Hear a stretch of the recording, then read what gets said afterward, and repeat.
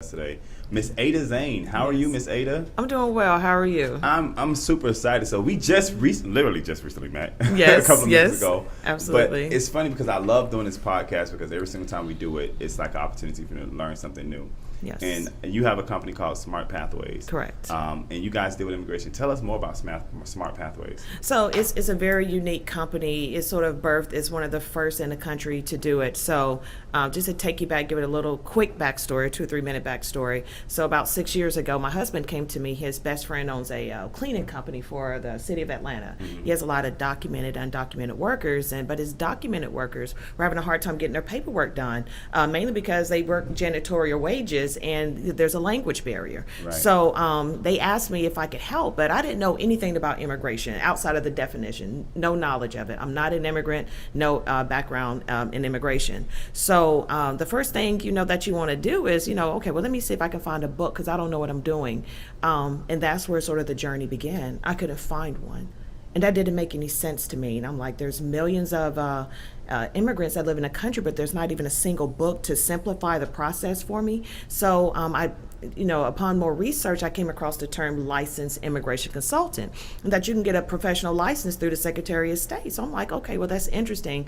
Maybe they have a training program that'll help me. So I called them and I asked, well, how do I get trained? They said their exact answer to me was, you're on your own. And with the type of rules, that are associated with that license, I could get myself locked up, or sued, or even worse, someone could get deported if I don't know what I'm doing. So upon that, what I began to do over the past 5-6 years was create a curriculum, because you have this opportunity. I saw this sort of barren land, which is the immigration industry, and it's completely underdeveloped because there's not even a book to teach you even what immigration is. This was during the time Trump was running for office, and one of the first things that he said on his announcements about immigration is that they're coming here to rape and steal our jobs. Now, where do we go to defute that type of information? Because immigration really isn't taught in schools. I had no knowledge of immigration. So with that being said, I created a curriculum for immigration consultants, licensed consultant, which covers every state in the United States, but I also created training manuals so that it can simplify the process for green card renewals, green cards, U.S. citizenship. But more importantly, I created a software that simplifies the immigration application process, similar to TurboTax. So now that we can develop immigration consultant firms branded by trained consultants in these communities, so that those that are like the Hispanic community that were, janitors, now they can walk in and they can afford it, or they can walk in and ask questions. Simple questions for them is, how do I get a tag? I'm having issues at my school, or I'm undocumented and I'm being harassed. I can't go to the police. So this opened up a bigger door so that we can actually, and really sort of during this conversation, I want you to put yourself in the mind that you're in a country, you don't speak the language, you have to learn how to be here, you have to learn the system. So I want you to sort of keep that in mind as we go through this, this process, because I had to do it myself. So, as I began to develop, and I got to a point where I'm like, let me just go out and talk with some immigrants to find out, where their needs are. So I hosted a seminar. I had 150 seats. Within 7 days, every seat was taken. So at the time of the seminar, I had immigrants there, Americans there, but I also had immigration consultants. I had immigration officers there as well. So one of the questions that I asked the immigration consultants, because they're like, yeah, I've had a license for 5 years, and sort of talking, I've helped immigrants do et cetera, X, Y, and Z. And I said, well, how did you learn how to do it? I already knew the answer. They all said the same thing: Google. And I was like, wow. And they said, we never even thought of why there's no curriculum, no place to teach us. So they were there, but the immigrants that were there, sharing some of the stories of how they got here. That's probably one of the most important parts, because some are here on asylum, and some, of course, across the border, they came here undocumented, and the stories came from Iran, from Colombia, from the Philippines, and a lot of them, immigration applications means freedom. It means I don't have to be deported back home and killed. It's that serious for them. So when we think as Americans, when we think of immigration application, we're thinking of some documents that we typically fill out, like, okay, I fill out this form. If it gets rejected, I'm gonna do it again. That's not the case all the time for immigrants. If applications are denied, it's a balance, and it's up to the immigration officers to apply mercy or not. It's at to their discretion. And a lot of times these immigrants, from the town halls that I've been having, what they're saying is there's no place for us to go. This place has it, this place has it, but really what we're dependent on is my cousin's boyfriend's girlfriend's uncle. I can't use his information, he was deported, let's start over again. So what we're asking for, and even with these town halls that I'm having, it's getting politicians to hear the story. And I'm asking them the questions. What's your immigration platform? I don't have one. I said, that's unfortunate, because they're human and they vote. Right. And they're here and they're a part of our community. And if anyone American actually takes the time, and everybody knows an immigrant, ask them their story. I've heard stories from Nigeria, not Nigeria, some other country in Africa, but where one lady had to hop over hacked bodies, to run for her life to another town, to another village. I had a guy from Iran whose father was arrested and tortured so bad that he left with heart problems. His family, he wouldn't convert to Islam, so his family was kicked out into the street. They took everything from him. So his father had to have heart surgery after he was tortured. He had to get his own blood because, in their country, once, you've been excommunicated in a way, you have no rights to any type of services. He had the surgery. He had to get his son out of Iran. So he took a 4-hour bus ride to Turkey. And that's where, and it was really hard for him because this is, a father protecting his son. And he's, doing this harsh bus ride. Takes his son to Turkey, drops him off in a refugee camp. The boy was 17 years old. And he was able to get asylum to America, Florida, but he couldn't speak the language. The next time he saw his father was 14 years later. Not too long after that, his father died. And I asked him, what does that mean to you? He said, I can't get that back. Now, he's telling me this in tears. I can't get it back. His wife, he's from Iran. His wife is from Colombia. They met both as asylees taking the same English class. They communicated through pictures. She was here from Colombia because her family was in politics. It was a political uprising, so her family had to get her out. The next time she saw her family was 12 years later. Her parents died not too long after that. And both of them, they said that's one of the biggest regrets of their life. They said, I just wanted to see my mom. I just wanted to see my dad. Because they were here on asylum, they had to agree they could never go back home. So these are the weight that they come here on first. So they start there with that weight. And then they're in a system where there's no centralized help. Through the city, through the county, no place to go to get one answer. And so now they got to learn the language. Now they got to learn the system on their own from scratch. And so once you hear, now these stories are multiplied. I've even had families from undocumented to documented. And the mom would have to go to the hospital several times because she's like, I had to walk 5 miles to pick my kids up from school because I'm too afraid to drive. She said, I'm afraid all the time. The father, he was like, things like getting in a car for you guys is something that's simple. For us, it's everything. It's a fight, and where do we go to get answers? We go to this person, that person. Yes, there's organizations. Yes, there's pro bono attorneys, but why can't there be one place for us to go where we can trust, where we don't feel like if we walk in, there's a target on our back? So these are the things that I'm bringing to these politicians, and I'm asking them, and I'm putting immigration on their platform because they need to hear it. This is an extreme amount of pain that they have to go through, and having fair and affordable application services, not just that's a huge part, because if documentation is the one thing that they have, that paper, to save their life and the life of their families, let's try to ease that burden. Let's not make it so hard and out of reach as far as the expense. We can simplify that process. Immigration reform does not have to be at a federal level. There's a state solution, and then there's a local solution. I just had a town hall. It was a Haitian edition, and it was a room full of Haitians. We had some other immigrants from other countries there as well. And I asked one guy, very meek guy, I said, and I asked him privately, and it's always sat in the back of my head for years, because I know how black people are. If we feel like our rights are taken, we're going to burn the city down. We just have a reaction to civil rights in a way. But I asked, I was asking him, I said, why don't you guys stand up and fight for your rights? Why don't you demand it? He said, and very meekly he told me, he said, because we're trained not to. In our countries, you can't do that. You'll be killed. We can't take the risk of standing up for ourselves and putting a mark on our back. I'm trying to get my mom here. I haven't seen my mom in 5 years.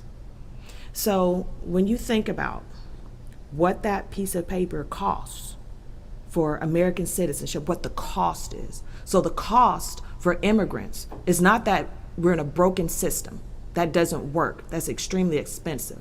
But it also means I can never go back home for some of them. It also means if I go back home, I could be killed, or I could be out on the street, or I could be deported and my family is left here behind. So you're talking about levels of freedom and safety that, we don't, as Americans, we don't think about, because we're afforded it every day. We can cut up, but we're not getting kicked out of here. We might get thrown in jail and get back out. But for them, it's life or death. So that's why I think it's so immensely important for these politicians to hear, hold on a second, this is not hard. Mandela said, education is the most powerful weapon which can be used to change the world. So creating a solution at a state and local level, centralize it, train them, and provide oversight, because they're constantly taken advantage of. Because who are they going to complain to? They're not trained to go complain, because their plight is already hard.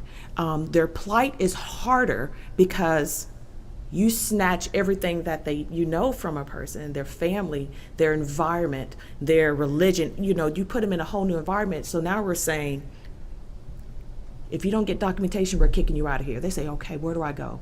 Figure it out. Okay, well, I went here, they took advantage of me. There was a lady that came to my last town hall. She was Haitian, but the lady that was actually interviewing was from Senegal, West Africa. And she sat, and she wasn't even part of the show. She was just listening in, came with her. And she's on my sofa crying, because she was like, we were talking more about the stories. And she says, my father died. She said, I couldn't bury him. I couldn't go. She said she went to the immigration services, and they looked at the paperwork, no, go home. And she said, I have not been able to get over that. I love my dad. I tried so hard to get him here, but he was denied, and I couldn't even bury him. I hadn't seen him in years, and then he died. That weight is enormous. And that's something that they live with all the time. And I know you can jump in at any time if you have any questions, but I had this another girl from Venezuela. When she turned 18, she got married, because for her, that was her pathway to getting citizenship for her family, because they had fought for years to get citizenship. And when she was at her fiance, I guess to get married, the interview process, they let them go to a room and and hug it out, because if she failed that interview, there's no reason for you to be here. She could have walked out of there in handcuffs if she had failed. And where is she going to go to help get the practice for the interview? So the level and the burden that the U.S. puts on the documentation process is enormous, and it's unfair. There's so many human rights violations, there's so many civil rights violations that I feel as if real civil rights leaders, black people, we've been fighting for our rights for a long time, but is there any room for someone else, for another group of people that is suffering and exceptionally hard, because a lot of immigrants can't get on public assistance? What are you going to do? So there should be a centralized place where they can go, like an immigration center, like maybe through the county, where they don't have to send their kid in there because they're undocumented and they're afraid, because these children are doing adult situations, by paying rent or, paying bills or translating. There should be an immigration center that's sensitive, at least to, there are resources here. in the county. You can't get on public assistance, but there's a food bank here, or there's a clothing drive here. There's assistance for Christmas, here, just to provide a pathway instead of, Americans, stomping, fighting. Yes, we deserve our rights as Americans, especially as Black Americans. Yes, we deserve it. Yes, we fight, but is there any extra fight in us for them? One of the things that is really crucial, I think recently, the most recent thing I can think of is, of course, we've seen the Haitian migrants on the border of El Paso, whatever they want to call it. And we've seen the treatment of how they were being treated. I mean, people being on horses, trying to push them back. And one of the things for me is that I don't know if these stories are heard enough, right? The fact that if I'm a parent, no, I don't care who you are. When you birth a child, there's a certain love there. That irregardless whether you're a good parent or bad parent, there's still love for that child there. And if a person's risking their child's life to flee from someplace, they don't do that for the purpose of just wanting to. I've been to Haiti. I've been to the Dominican Republic. They're beautiful, beautiful islands, beautiful countries, right?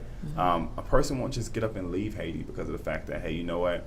I don't want to make my country better. There's a certain pride you have about being from where you're from. Like, there's a certain pride. Even Haitians I know who are in Fort Lauderdale, they still have pride for the country of Haiti.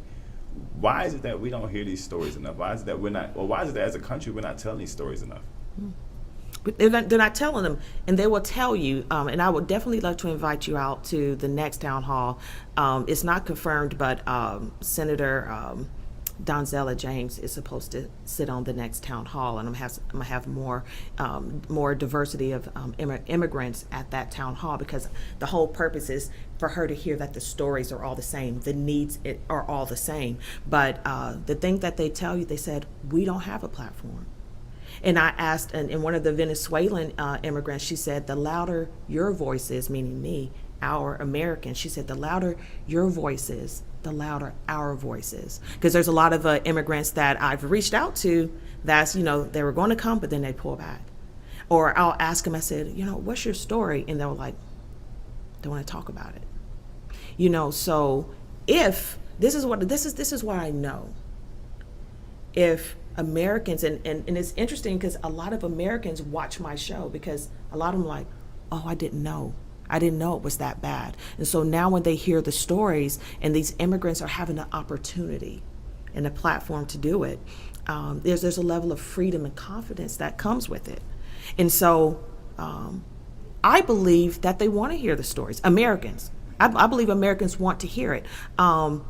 We just haven't really given them a platform, and that's what the Immigrant Stories town halls are designed to, is to open up, is to give them a chance to tell it, what it costs, not just the physical, the monetary costs of the documentation, but what are the costs to have that card to say that I'm an American citizen. It costs a whole lot more.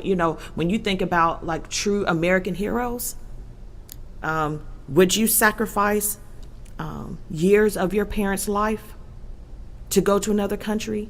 Would you sacrifice never going back home to see your family, to see your homeland? Is that worth a citizenship for you somewhere else? So, all I'm asking is Americans to ask themselves that question. What is that citizenship worth? What would you give up? And so when they tell it, you feel it, and they say, and they tell me there's no one in our community that's advocating for us. And that puts a burden, a good burden, on me to every single day, whether I'm getting cussed out by an attorney, where I'm getting flipped off by, who are you? You're not even an immigrant. What do you think you're doing? There's stuff for them out there. Let them, we're already doing that. Who do you think you are? So I catch that from Americans. I catch it from, not so much, I don't catch it from immigrants. What I'm catching sometimes from immigrants is that I don't want to rock the boat. Right. That's not the trouble I want to bring to my home. And you have to respect that, because there's undocumented people in their family. They're trying to keep their community safe. So my goal is to talk to and connect with as many politicians so that they can hear it. No, they're in the community. You have a responsibility to hear it. And I have a lot of politicians who, hey, it's not on my platform. Me, that's unacceptable, and I'm going to call you out. So one of the things that I know you mentioned earlier is that Smart Pathways is actually creating a curriculum. Correct. So if people want to know more about the curriculum, how they can go and buy the curriculum, if they can be a part of the curriculum or take the curriculum, how can they do so? Well, we have not yet rolled the curriculum out because I felt the thing that was most important is to get the stories out and to bring an awareness. I want to roll it out maybe sometime next year. They want to find out, more how to purchase it. It'll be on our website. So I'm not really announcing that part yet because really I want to open up the floor, create a forum where we can talk about immigration as another form of immigration reform at a state and local level. I have to open up that platform because there's so much mistrust between the immigrant community and the American community. There's no sense in trying to roll out and do anything if there's such a disconnect. Let's bring the two together. Let's have politicians not just sit on their behind and say, hey, if you need help, come to our town halls, come here and demand it. You have to understand that their situation is uniquely different than average Americans. They are still a bit afraid, but you also have to know the mindset from the countries that they came from. You don't do that. So for this unique circumstance, it might require politicians and candidates to get off their behinds and go into the community and ask, how can we help? And then they'll tell you, and then it starts building that trust. And so I asked one of the Haitians at the town hall, I said, what would build trust between the immigrant community and the government? He said one word. He said, fairness. He said, I just want to know how. If there's a cost, how much? He said he had hired an attorney, paid thousands of dollars, and he didn't know how to and he told him, I don't know how to do this application. He had to call Immigration Services. They had to walk him through it. So these are the type of things that... But he's an attorney working in immigration. Yes. And I've been cussed out by immigration attorneys. Don't need them. What I've developed is similar to, because I'm a realtor as well. So I do more than help people buy, sell, and invest in properties. They ask me about the schools. They ask me about the taxes. They ask me about credit. They, during the closing process, typically a husband and wife are about to kill each other. Then I'm a counselor, so I wear many hats, and most realtors do, and they understand that. Consultants would, immigration consultants would be the same thing. They could wear many hats as far as understanding the community. Now, think about it like this. Immigration consultant industry is not just for immigrants. So my daughter wants to go to law school, study international law. She speaks Arabic. She wants to go to those countries. Do I want her working with a travel agent, or do I want her working with a consultant that understands how to call the consulate or the embassy, or how to connect with the congressman if something happens? No, I want her to use a consultant. So Americans that travel overseas need immigration help as well, with if they're going to school, working, sports, journalism, whatever it may be, or maybe even if they're even have a political position over there, they still need immigration help. So these consultant firms do. They're a place where, almost like an H&R Block, where you can walk in and say, hey, I'm trying to go to this country. If my daughter wants to go to a particular country that's maybe moderately dangerous, well, I want a consultant to say, this is what you don't need to do. Right. And that's what a lot of Americans, they go overseas and they get locked up for, breaking sort of cultural rules. We think it's, freedom here is not freedom there. And so immigration consultants can, hey, if you're in trouble, here's the number to the consulate, to the embassy. This is your connect. If you're ever in trouble, call me. I'll connect with your, the attorney or the congressman. So it's bigger than just the immigrant part, but it's global. Even people that want to come here the right way, they can go through these consultant firms. You said something that kind of really caught my attention is that one of the things that we've been lucky to do is build a really good connection with a lot of politicians. And it's something that I think needs to be on everybody's platform. Immigration is something that's not going away, and the more we sweep it under the rug, it seems like the more dirtier it gets. We've seen kids in cages. We've seen people, like I said, being pushed back by horses. And I appreciate you coming on and tell some of those stories, because it does make you really kind of be like, the things that people go through in order to, and not only as an American, just to humanize us a little bit, it causes me to be humble, because I realize that the things that I take for granted, somebody else is willing to sacrifice their life for. Yeah, yeah, and the life of their parents. You know, I really want to, stick there, because there's no person that can identify, like you said, a good parent, bad parent is still that bond is always there. I personally can't imagine not seeing my parents for 12, 14 years. I can't imagine if my dad died and I go to the immigration officers. I'm like, can I go bury my dad? No, go home. No waiver, no. That's hard.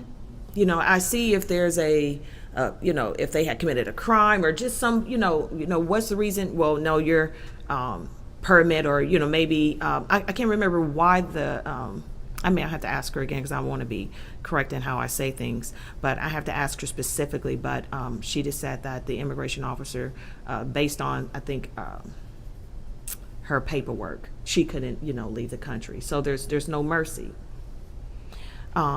You centralize it, you bring these communities together, and then it brings sort of a confidence within the community where they start saying, this is not fair. Right.